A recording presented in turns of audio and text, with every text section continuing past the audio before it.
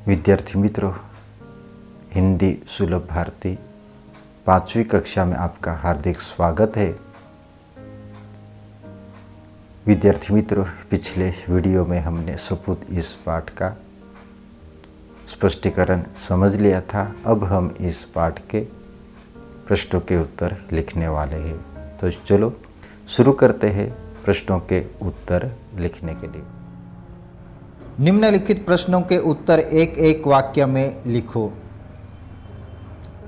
पनघट कैसा था? उत्तर, पनघट स्वच्छ और सुसज्जित था। 3 स्त्रियां कहां पानी भर रही थी? उत्तर, 3 स्त्रियां पनघट पर पानी भर रही थी। आदर्श गांव में सफाई की क्या व्यवस्था थी? उत्तर, आदर्श गांव की गलियों में नियमित रूप से झाड़ू लगाई जाती थी और वहां पर नालियां रोज साफ की जाती थी।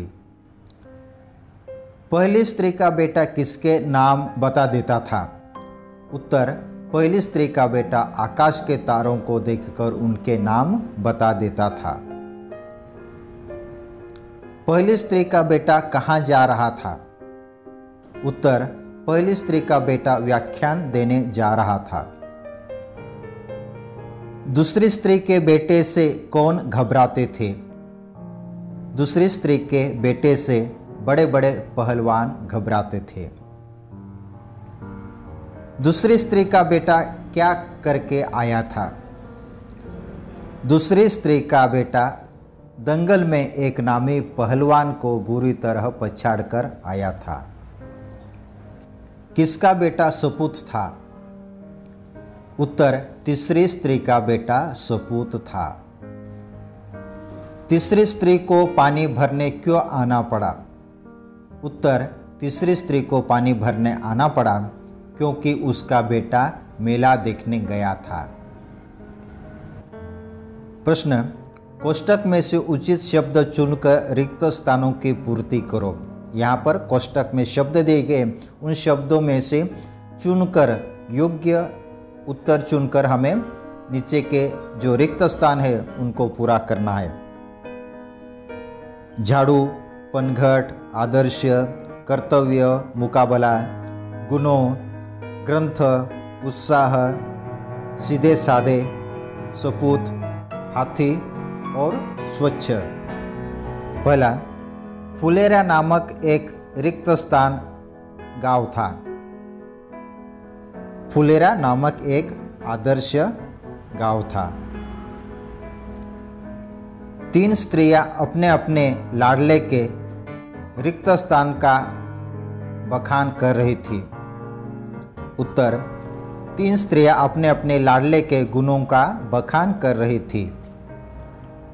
गांव की गलियों में नियमित रूप से रिक्त स्थान लगाई जाती थी। गांव की गलियों में नियमित रूप से झाड़ू लगाई जाती थी। पहली स्त्री का बेटा बड़े बड़े रिक्त स्थान पढ़ लेता है। पहली स्त्री का बेटा बड़े बड़े ग्रंथ पढ़ लेता है। पनघट रिक्त स्थान और सुसज्जित था। पनघट स्वच्छ और सुसज्जित था। एक दिन रिक्त स्थान पर 3 स्त्रियां पानी भर रही थी। एक दिन पनघट पर 3 स्त्रियां पानी भर रही थी। मेरा लाल रिक्त स्थान स्वभाव का साधारण किसान है। मेरा लाल सीधे साधे स्वभाव का साधारण किसान है। अखाड़े में जब वह उतरता है तो बड़े बड़े पहलवान तक उसका रिक्त स्थान करने से घबराते हैं। अखाड़े में जब वह उतरता है तो बड़े बड़े पहलवान तक उसका मुकाबला करने से घबराते हैं। माँ से घड़ा लेकर वह रिक्त स्थान के साथ घर की ओर चल पड़ा।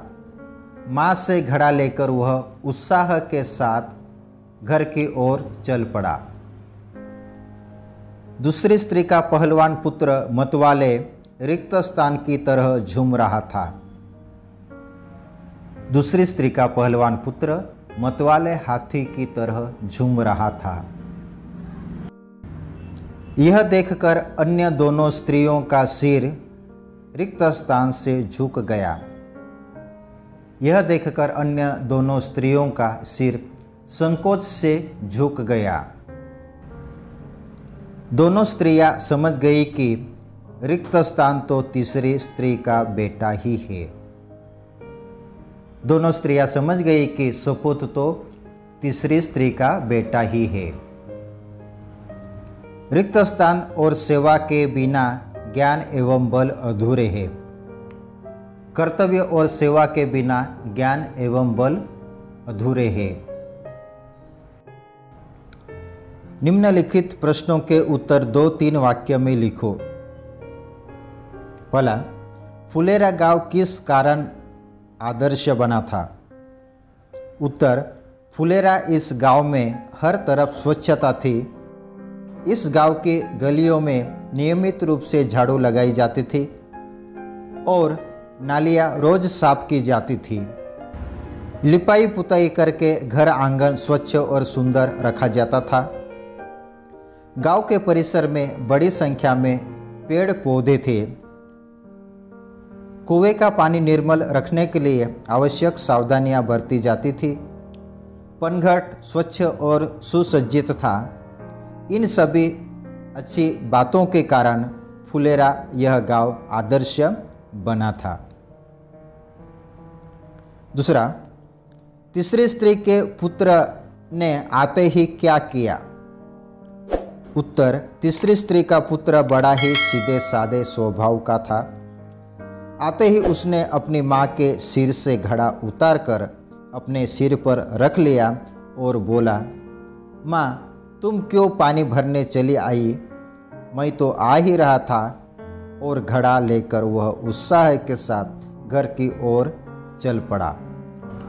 तीसरा, दोनों स्त्रियों का सिर संकोच से क्यों झुक गया?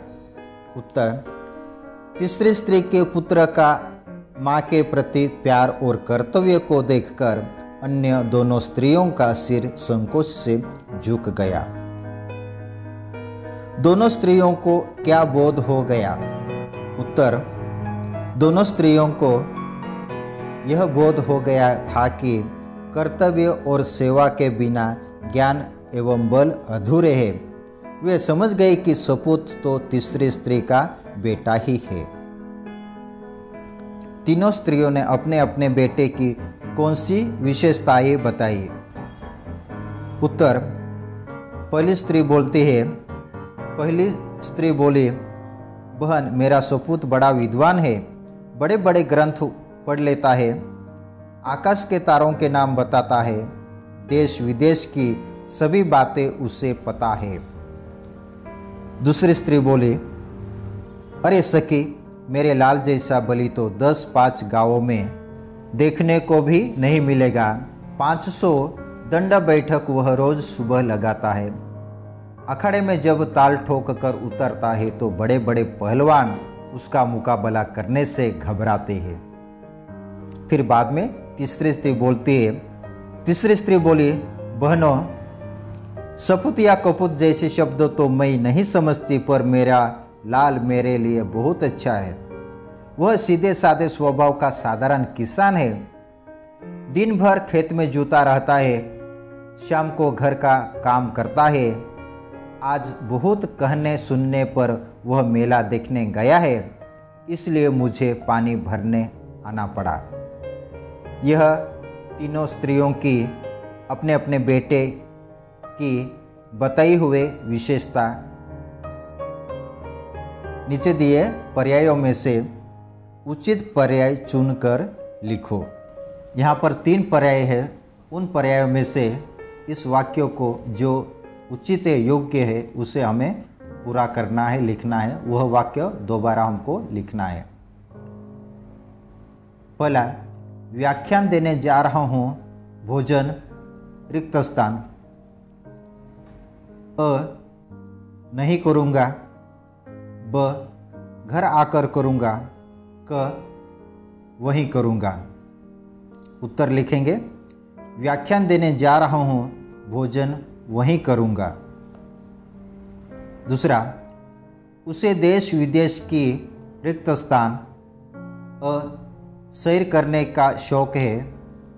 ब, सभी बातों का पता है। क, कोई जानकारी नहीं है। उत्तर लिखेंगे, उसे देश विदेश की सभी बातों का पता है। तीसरा, तीसरी स्त्री का बेटा दिन भर रिक्त स्थान खेत में जुता रहता है। ब, मिल में काम करता है। क, घर में काम करता है।